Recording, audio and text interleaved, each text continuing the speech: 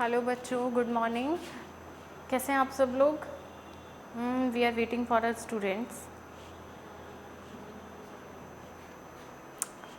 कैसे चल रहा है आप लोगों का topic? If there is any problem you can let me know, you know very well about that. चलिए बच्चा, as you know last time हमने हमारा फीमेल रिप्रोडक्टिव सिस्टम का एक टॉपिक कवर किया था, that was the structure of female reproductive system and that was the growth of follicles. ये हम लोगों ने यहाँ पे कंप्लीट किया था लास्ट टाइम, कि आप लोगों को क्लियरली दिख रहा होगा। यहाँ हम लोगों ने क्लियरली इसको कंप्लीट कर लिया था and we have moved to this cycle. This was the cycle for the process of oogenesis। oogenesis के प्रोसेस के लिए हमने इसे कंप्लीट किया था, ठीक है। चलिए बेटा, तो आज हम हमारा नेक्स्ट टॉपिक स्टार्ट कर रहे हैं। That one is, let me move to that, menstruation. We are starting our topic menstruation. So what do you mean by menstruation? Menstruation also refers to menstrual cycle, ठीक है, ovarian cycle, ये सब इसी के ही नाम है। menstrual cycle, ovarian cycle is another name for menstruation. What happens in menstruation? देखिए बेटा, menstruation में होता क्या है? In menstruation the female body, किसकी body? Female body, because it is the process only happens in female body, है ना। तो फीमेल बॉडी खुद को प्रिपेयर इटसेल्फ फॉर प्रेगनेंसी। किसके लिए प्रिपेयर करती है? प्रेगनेंसी के लिए फीमेल बॉडी खुद को प्रिपेयर करती है। That term is related to menstruation. अभी सिर्फ इतना ही बताया मैंने आपको कि फीमेल बॉडी खुद को प्रेगनेंसी के लिए प्रिपेयर करती है, but that is not menstruation. अब फीमेल बॉडी क्या करती है बेटा?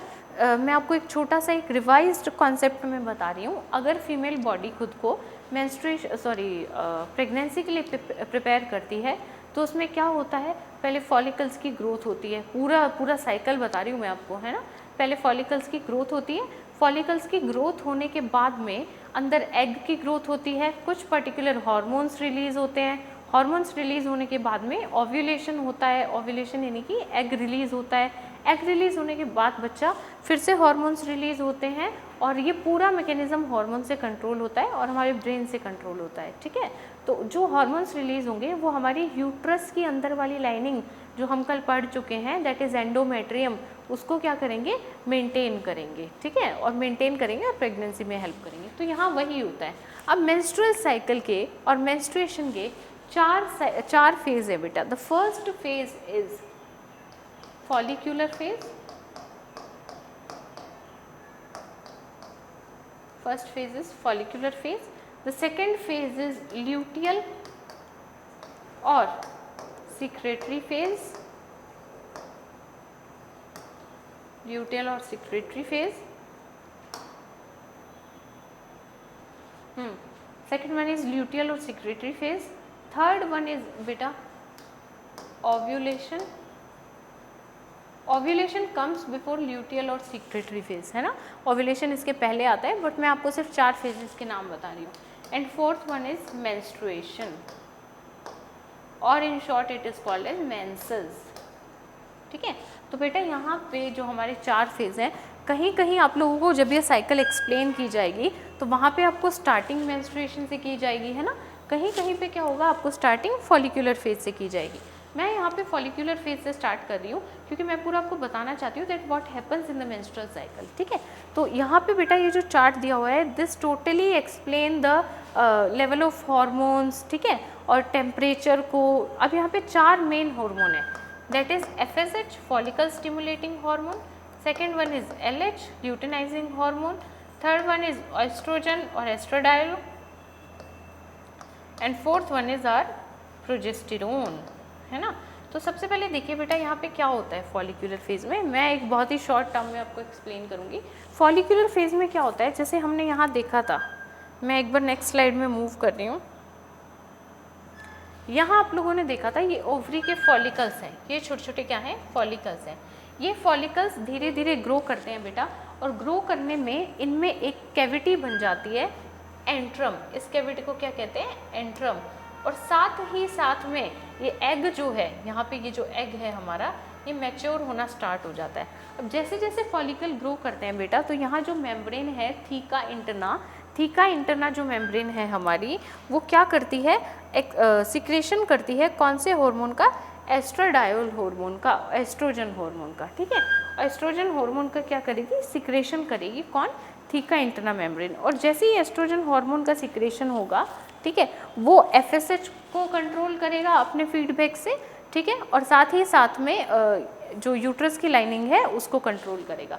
तो यहाँ बेटा फॉलिकुलर फेज में दो चीज़ें मैंने आपको बताई, एक तो फॉलिकल्स मैच्योर हो रहे हैं, एग मैच्योर हो रहा है, ठीक है, साथ में ही यहाँ पे आप देख रहे हैं कि एस्ट्रोजन का लेवल कैसा है, हाई है यहाँ पे, और दूसरा जो प्रोजेस्टेरोन का लेवल है वो अभी तक मतलब नॉर्मल चल रहा है, ठीक है।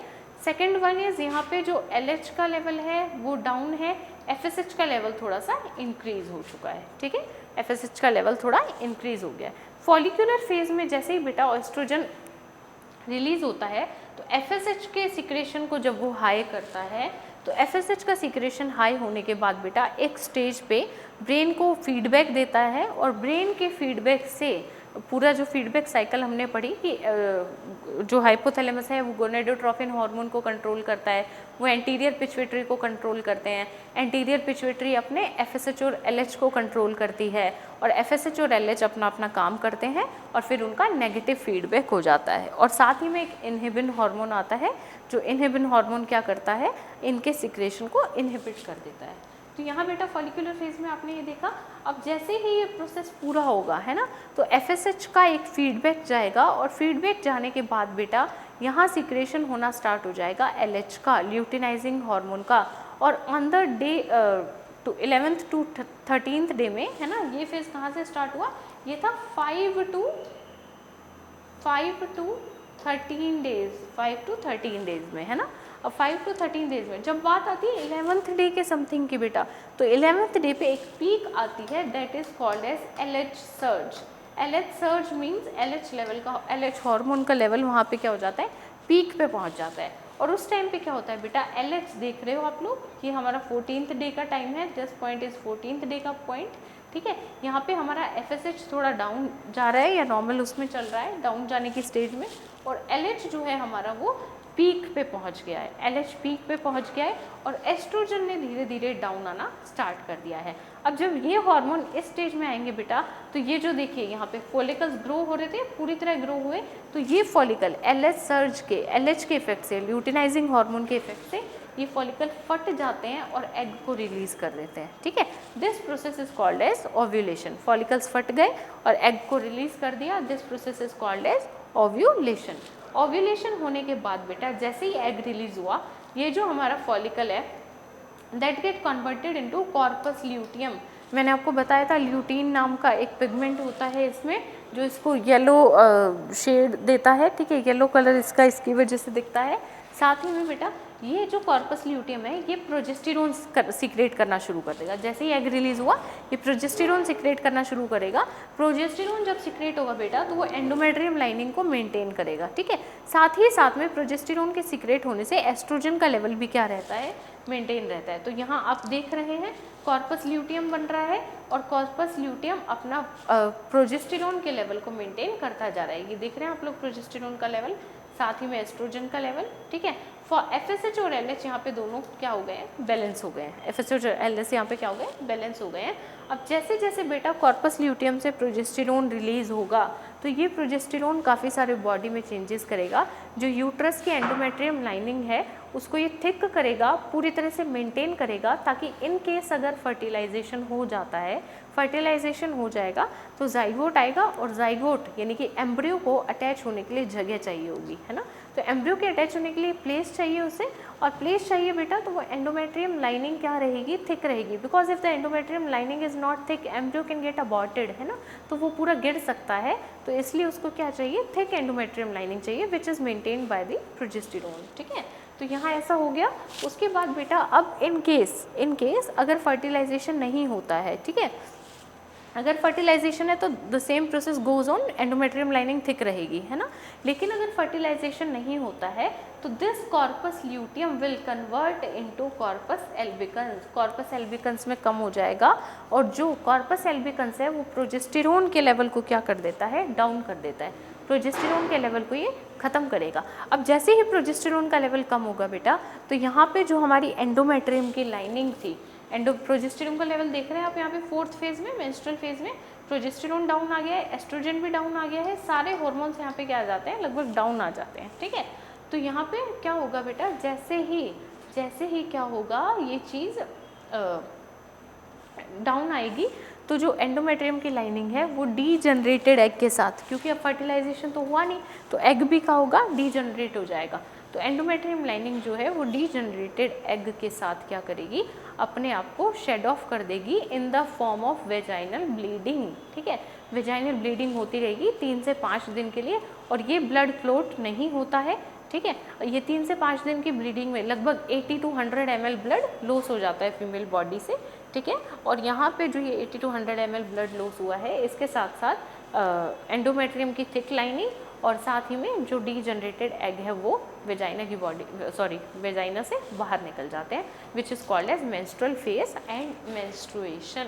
तो ये आपके पास चार्ट था जिसके थ्रू मैंने आपको पूरा मेंस्ट्रुएशन एक्सप्लेन किया है, जो आगे जाके आपको यहाँ पे देखिए मेंस्ट्रुअल साइकिल 28 डेज है ना। First one is bleeding phase, मैंने ऑलरेडी आपको बोला था, कोई लोग ब्लीडिंग फेज से स्टार्ट करेंगे, कोई कहीं से स्टार्ट करेगा। ठीक है, तो ये हमारा ब्लीडिंग फेज है। उसके बाद प्री ओव्यूलेटरी फेज़ आ जाता है, जहाँ पे मैंने आपको बताया कि FSH जो है वो रिलीज़ होगा, उससे फॉलिकल्स की ग्रोथ होगी, फिर थीका इंटरना से एस्ट्रोजन रिलीज़ होगा। ये पूरा वही है, आप इसको एक बार रीड आउट कर सकते हैं। The third one is secretory phase. Secretory phase में मैंने आपको बोला था जो कॉर्पस ल्यूटियम है वो डीजनरेट हो जाएगा, अगर फर्टिलाइजेशन नहीं हुआ तो कॉर्पस एल्बिकन्स में चेंज हो जाएगा। ठीक है, कॉर्पस ल्यूटियम का जो काम था वो प्रोजेस्टेरोन सिक्रेट करना था, जो प्रेगनेंसी को मेंटेन करता है। तो this is all about the topic menstrual cycle. We have covered these topics. Now moving to our next topic. Next topic is our breast. Breast क्या होता है बेटा, फीमेल में एक एक्सेसरी सेक्स ऑर्गन है। कौन सा? एक्सेसरी रिप्रोडक्टिव ऑर्गन है, मतलब सॉरी 1 सेकेंड,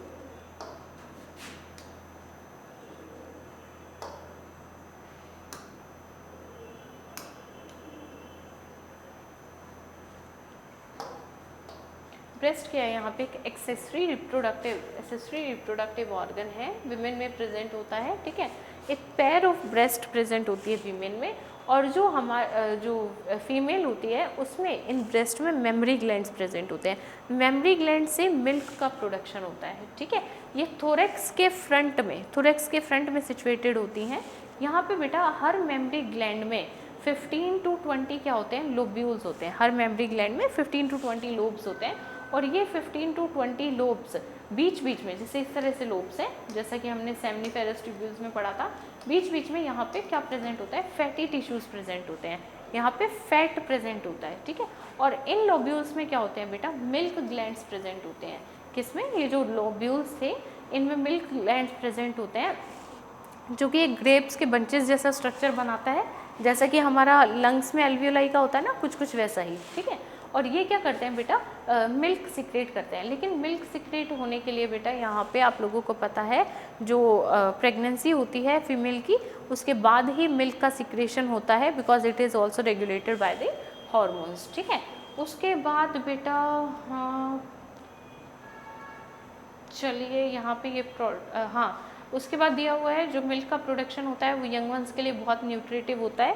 फर्स्ट मिल्क जो मदर प्रोड्यूस करती है after pregnancy, that is very nutritious for the child. उसमें वो बच्चे के लिए बहुत ज़्यादा हेल्दी होता है, और वो बच्चे की हेल्थ के लिए बहुत ज़्यादा ज़रूरी होता है। उसके बाद बेटा मैं आप लोगों को यहाँ पे थोड़ा सा प्यूबर्टी के बारे में बताना चाहूँगी। ये स्लाइड में थोड़ा सा कुछ इशू हो गया है। प्यूबर्टी आप जानते हैं बेटा 12 to 17 ईयर्स की, 11 to 16 ईयर्स की एज में होता है। ठीक है, ये थोड़ा सा डिफ़र करता है, इसलिए मैंने एक बेसिक आइडिया दिया है आपको 11 to 16 एज।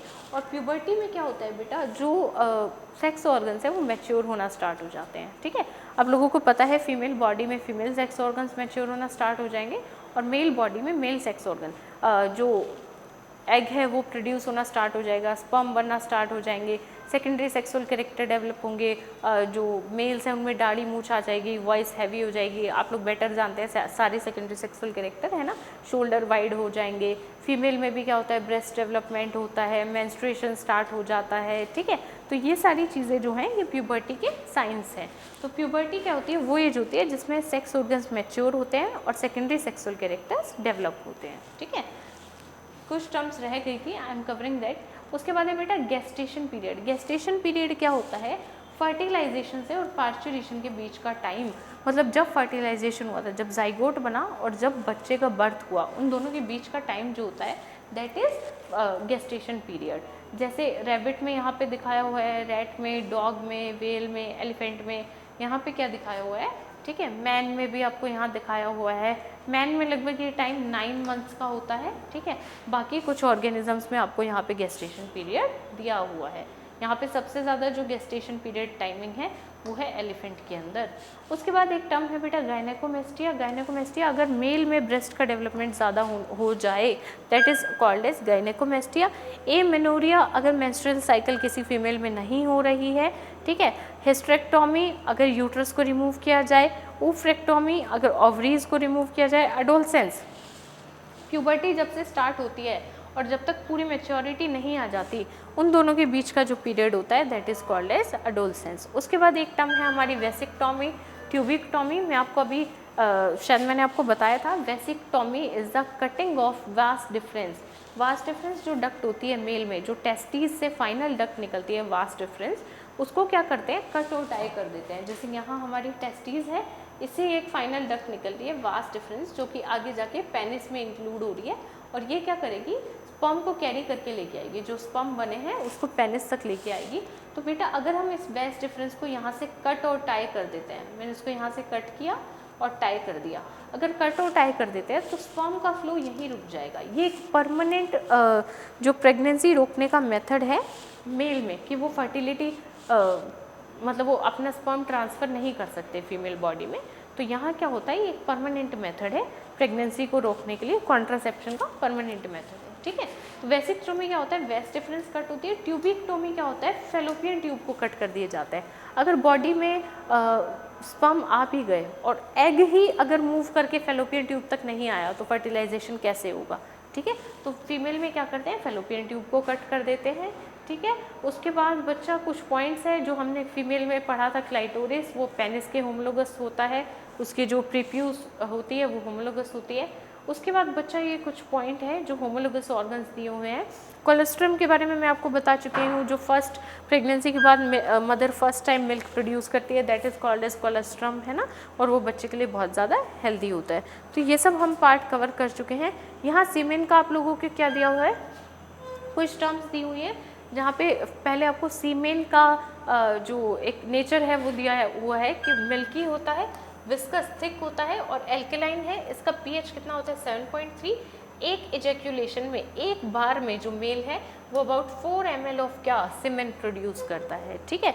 अच्छा, उसके बाद बेटा जो एम्ब्रियो की मैक्सिमम ग्रोथ होती है वो 4th मंथ में होती है और मिनिमम ग्रोथ लास्ट मंथ्स में होती है। उसके बाद सूडो प्रेगनेंसी में क्या होता है बेटा, हार्मोनल डिस्टर्बेंस की वजह से अगर किसी फीमेल में गलती से, है ना, हार्मोन्स का डिस्टर्बेंस है और फीमेल को ऐसा लग रहा है कि मैं प्रेग्नेंट हूँ but she is not actually pregnant, गलती से प्रेगनेंसी के सिम्टम्स डेवलप हो रहे हैं, that is called as pseudo pregnancy. Menarche and menopause, you are better known with that. Menarche क्या होता है, फर्स्ट टाइम जब मेंस्ट्रुअल साइकिल प्यूबर्टी के टाइम पे फीमेल में स्टार्ट होती है, and menopause which permanently stops at the age of 45 to 50 और it could be 40 to 50, that is called as menopause. Human ovary का साइज यहाँ दिया हुआ है, ग्रेफियन फॉलिकल का साइज यहाँ दिया हुआ है और फेलोपियन ट्यूब की लेंथ यहाँ पे आपको दी हुई है। ये कुछ बेसिक टर्म्स है बेटा जो आपको काम आ सकती हैं, ठीक है। ये साइज कभी बाय चांस पूछ लिए जाते हैं। उसके बाद बच्चा ह्यूमन स्पर्म का साइज भी आपको यहाँ दिया हुआ है, ठीक है। एक टर्म दी हुई है टेस्टिकल, टेस्टीज और एपिडिडाइमिस। एपिडिडाइमिस टेस्टीज से थोड़ा बाहर निकली होती है ट्यूब, मैंने आपको पढ़ाया था मेल रिप्रोडक्टिव सिस्टम में, दोनों को हम साथ में टेस्टिकल्स बोलते हैं, टेस्टीज और एपिडिडाइमिस को, ठीक है। तो यहाँ ये कुछ चीज़ें दी हुई थी। उसके बाद दिया हुआ है बेटा पार्चुरेशन। पार्चुरेशन एक हार्मोनल प्रोसेस है। Parturition is another name for birth of the child. Parturition में क्या होता है बेटा, बहुत सारे हार्मोन्स के चेंजेस होते हैं। जो प्रोजेस्टेरोन है उसका सीक्रेशन बंद हो जाता है, ठीक है, तो फीटस जो है बेटा वो यूट्रस की वॉल को प्रेस करने लगता है, सिग्नल जाते हैं, ठीक है। और जो पिट्यूटरी ग्लैंड है वो एक हार्मोन सीक्रेट करता है ऑक्सीटोसिन। ये ऑक्सीटोसिन क्या करता है, यूट्रस में कॉन्ट्रैक्शन करवाता है, और जब यूट्रस में कॉन्ट्रैक्शन होते हैं तो जो बेबी होता है, यूट्रस में अगर कॉन्ट्रैक्शन होंगे तो बेबी पुश होगा तो वो वेजाइना के थ्रू बाहर आने की कोशिश करेगा। इसलिए बेटा जो लेबर पेन होता है, जो बर्थ होता है, वो किसकी वजह से होता है, ऑक्सीटोसिन की वजह से होता है। इसके अलावा बेटा मेमोरी ग्लैंड से मिल्क जो इजेक्ट होता है वो भी ऑक्सीटोसिन के इफेक्ट में ही होता है। तो मेन जो बर्थ हार्मोन है या मेन जो पार्चुरेशन हार्मोन है दैट इज ऑक्सीटोसिन। मिल्क का रिफ्लेक्स ये देता है, मैं आपको बता चुकी हूँ, मिल्क इसी के रिफ्लेक्स में इजेक्ट होता है। उसके बाद है बेटा relaxin hormone. Relaxin hormone placenta और ओवरी दोनों क्या करती हैं, रिलैक्स करती हैं। ये हार्मोन क्या करता है, प्यूबिक सिम्फाइसिस को, इनके पेल्विक गिडल्स को रिलैक्स करता है। फिर उनको रिलैक्स करेगा तो ज़्यादा स्पेस अवेलेबल होगा किसके लिए, बर्थ के लिए, ठीक है। अच्छा, उसके बाद गेस्टेशन पीरियड में आपको बता चुकी हूँ बेटा, जो टाइम होता है जाइगोट बनने से और पार्चुरेशन तक का, that is our gestation period. तो यहाँ हमारी जो स्लाइड्स हैं बेटा, यहाँ हमारा जो ह्यूमन रिप्रोडक्शन का चैप्टर है दैट इज़ ओवर। यहाँ ये चैप्टर हमारा कंप्लीट हो चुका है, ठीक है।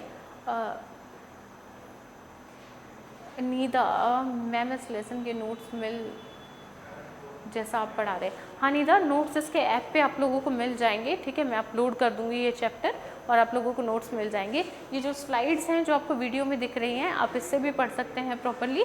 इसमें पूरा कंटेंट बिल्कुल प्रॉपर दिया हुआ है, इसके बाद आपको किसी भी टाइप के कंटेंट की ज़रूरत नहीं पड़ेगी। That is totally NCERT based with some extra points, और इससे आपके जो कॉन्सेप्ट है वो बिल्कुल क्लियर हो सकते हैं। तो ये मैं अपलोड कर दूंगी। अगर आज के लेक्चर में फिर भी या इस चैप्टर में फिर भी आपको कोई प्रॉब्लम आ रही है, कोई प्रॉब्लम फेस कर रहे हैं, तो मुझे बताइए एक बार। इस चैप्टर में अगर अभी तक के आपको कोई प्रॉब्लम फेस हो रही है तो प्लीज़ मुझे बताइए एक बार। यही स्लाइड चाहिए, ठीक है नीदा, मैं ये स्लाइड्स अपलोड कर दूंगी, नो इशू, है ना। ये PPT प्रेजेंटेशन जो है मैं अपलोड कर दूंगी, ठीक है बेटा, ये अपलोड हो जाएगा। इसके अलावा अगर कोई प्रॉब्लम है तो मुझे बताइए आप लोग। यहाँ हमारा ह्यूमन रिप्रोडक्शन कंप्लीट हो गया है।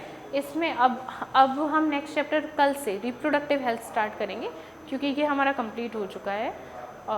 वो हमारे रिप्रोडक्शन यूनिट का लास्ट चैप्टर रहेगा, रिप्रोडक्टिव हेल्थ, वो हम स्टार्ट करने जाएंगे कल से। ये क्लियर है आप लोगों को?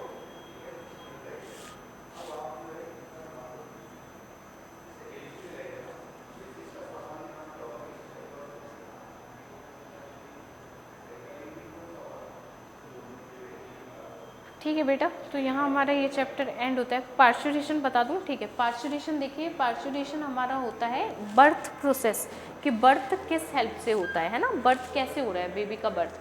जो बेबी हमारा यूट्रस से वेजाइना के थ्रू बाहर निकल रहा है दैट इज़ पार्चुरेशन। ये पूरा हार्मोनल प्रोसेस है। इसके लिए दो मेन हार्मोन रिस्पॉन्सिबल है। पहला ऑक्सीटोसिन, ऑक्सीटोसिन इसका सबसे मेन हार्मोन है। ऑक्सीटोसिन 3 चीज़ें करता है, वो यूट्रस में कॉन्ट्रैक्शन करवाता है। अब यूट्रस में जब कॉन्ट्रैक्शन होते हैं तो बेबी पुश होता है, बच्चे को धक्का लगता है, और उस धक्के की वजह से ऐसे कॉन्ट्रैक्शन होगा यूट्रस में तो बच्चे को धक्का लगेगा और वो बाहर आने की कोशिश करेगा। Parturition is term use for birth के लिए यूज़ होती है ये टर्म, है ना। इसके अलावा जो ऑक्सीटोसिन है बेटा, जो बर्थ के बाद जो फीमेल मिल्क इजेक्ट करती है, अगर मिल्क बन गया है फिर भी वो इजेक्ट नहीं हो रहा है तो वो किसकी वजह से हो रहा है, ऑक्सीटोसिन की वजह से। तो ऑक्सीटोसिन बर्थ से रिलेटेड है ना, बच्चे के बाहर लाने से और मिल्क इजेक्शन से रिलेटेड पूरा काम करता है। और एक हार्मोन होता है रिलैक्सिन, जो हमारे पेल्विक गिडल्स को, पेल्विस को रिलैक्स करता है ताकि बच्चा आसानी से बाहर आ सके। तो this was all about parturition, और ऐसा इसमें कुछ है नहीं, बस इसके दो मेन हार्मोन्स हैं और इसका जो टॉपिक था वो इतना ही था। अगर कोई और प्रॉब्लम है तो मुझे बताइए। एक बार NCERT से इस पूरे चैप्टर को आप लोगों को रिवाइज कर लेना है, ठीक है बेटा। कल हम रिप्रोडक्टिव हेल्थ स्टार्ट करेंगे हमारी एनसीईआरटी के अकॉर्डिंग। जो रिप्रोडक्शन यूनिट का 4th चैप्टर है रिप्रोडक्टिव हेल्थ, कल वो स्टार्ट करेंगे हम। ये कंप्लीट हो चुका है, इसको आपको एनसीईआरटी से एक बार रीड करना है, फिर भी कोई प्रॉब्लम रह जाती है तो मुझसे कांटेक्ट करना है। ठीक है बेटा, आई होप ये क्लियर होगा आप लोगों को। हाँ ठीक है, मैं इस स्लाइड को अपलोड कर दूँगी। ठीक है बच्चा, अगर और कोई प्रॉब्लम होती है तो आप मुझे इन्फॉर्म कर सकते हैं, मुझसे पूछ सकते हैं। चलिए आज का सेशन मैं एंड कर रही हूँ बेटा, कल मिलेंगे नए चैप्टर के साथ।